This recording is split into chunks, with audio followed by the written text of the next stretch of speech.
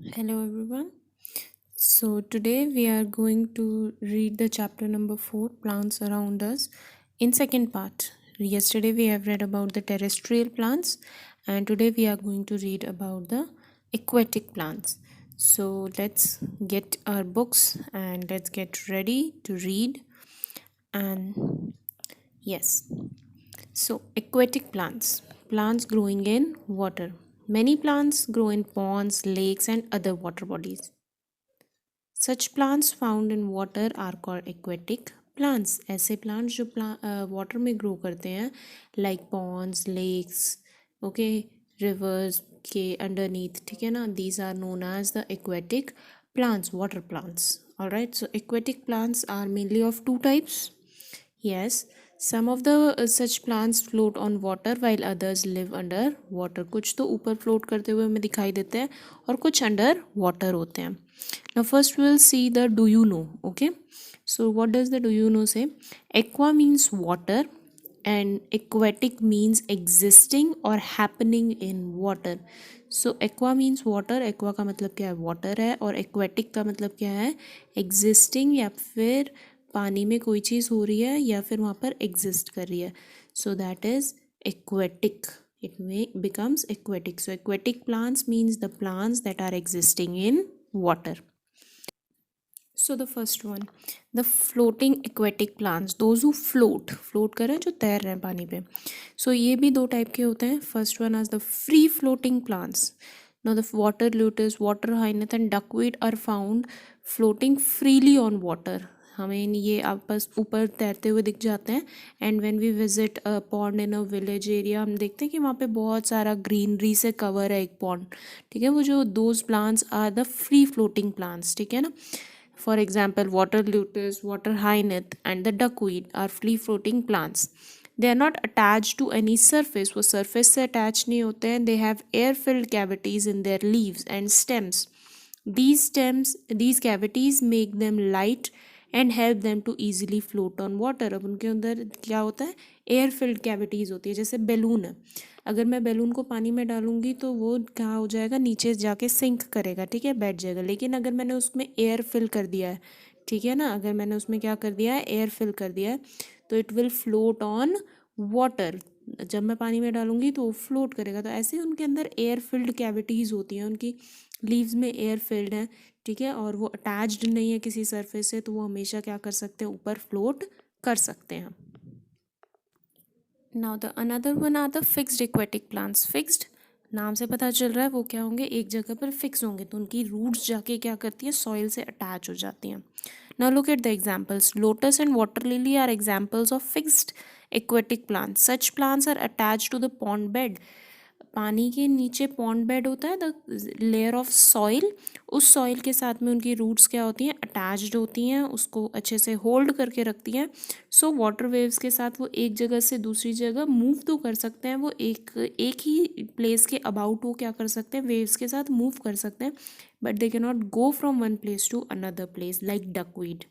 Okay, so such plants are the fixed aquatic plants.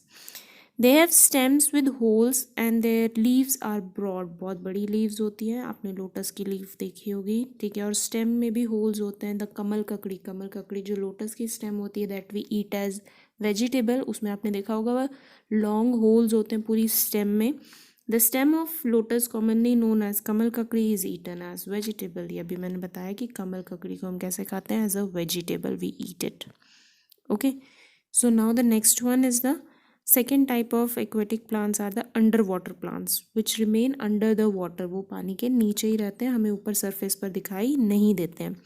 So hydrilla is one example of plant that grows underwater. Hydrilla एक plant है that grows under water. It has pointed and strap like leaves. उनकी leaf कैसी होती है? Pointed होती हैं and strap like होती हैं. ठीक है ना.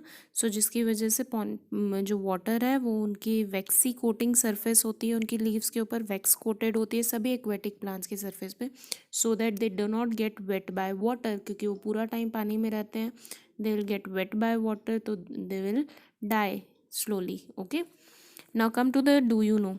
Aquatic plants like hydrilla increases the oxygen content of water and remove carbon dioxide.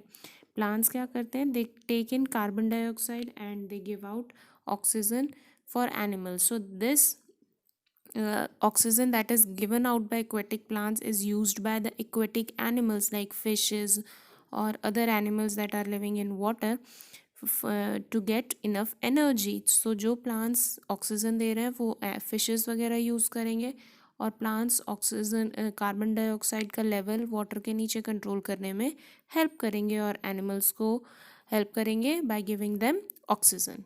Okay. Now come to the next page and here the topic is cultivation of plants.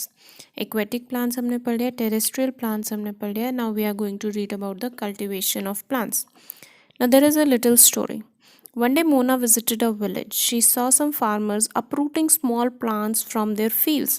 She asked her father why they are doing so. Her father told her that plants like sugarcane, maize, wheat and rice are grown in this way by the farmers. Such plants are called cultivated plants. ऐसे plants जो हम large number में अपनी fields में grow करते हैं उन plants को हम क्या बोलते हैं, कल्टिवेटेड प्लांट्स. बिकॉज हम उन प्लांट्स को क्यों ग्रो कर रहे हैं, ताकि हम उनको हार्वेस्ट करें and we can get some food और अदर मटीरियल लाइक कॉटन से. कॉटन प्लांट को कल्टिवेट करने से हमें कॉटन मिलता है which is used for making clothes. Okay. So sometimes a few undesirable plants also grow along with these cultivated plants. कुछ time पे क्या होता है, इन प्लांट्स के साथ में जो हमने ग्रो किए हैं कल्टिवेटेड प्लांट्स, उनके साथ में कुछ एक्स्ट्रा प्लांट्स ग्रो कर जाते हैं विच आर नॉट नीडेड, जिनकी हमें ज़रूरत बिल्कुल नहीं है. इन्हें हम बोलते हैं अनडिज़ायरेबल प्लांट्स और ऐसे अनडिज़ायरेबल प्लांट्स को हम नाम देते हैं weeds. They are known as weeds. ये क्या कर सकते हैं, these undesirable plants called weeds can harm the growth of cultivated plants.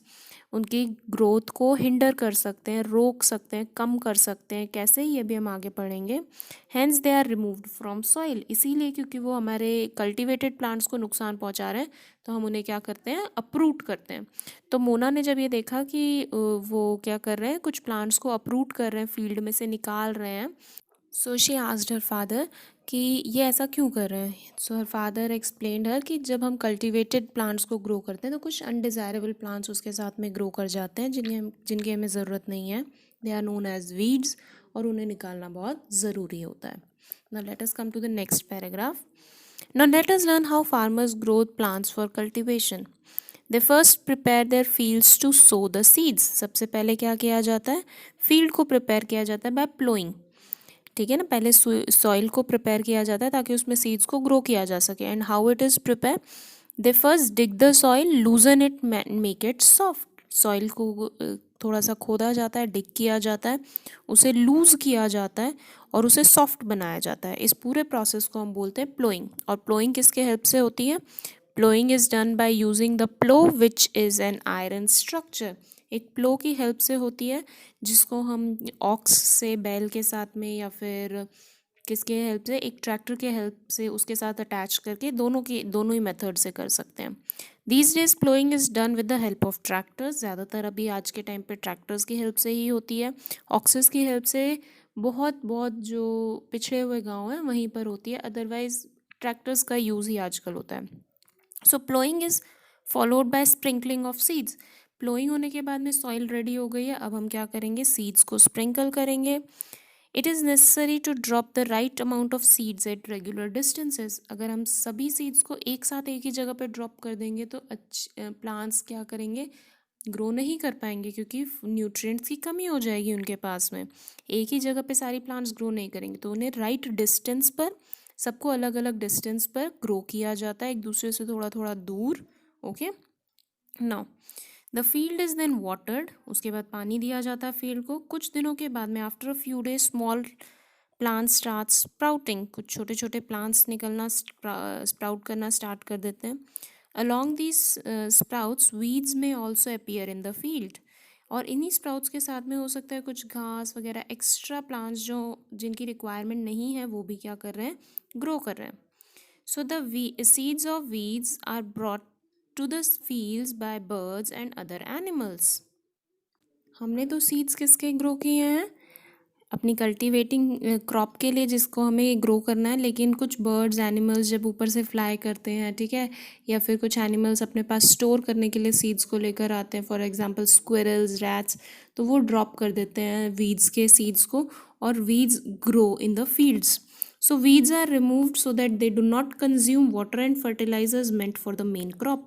So उन्हें किस लिए रिमूव कर दिया जाता है, ताकि जो वाटर और फर्टिलाइजर्स हम फील्ड में प्रोवाइड कर रहे हैं अपनी क्रॉप के लिए, उसको कौन यूज़ ना कर सके, वीड्स यूज़ ना कर सके.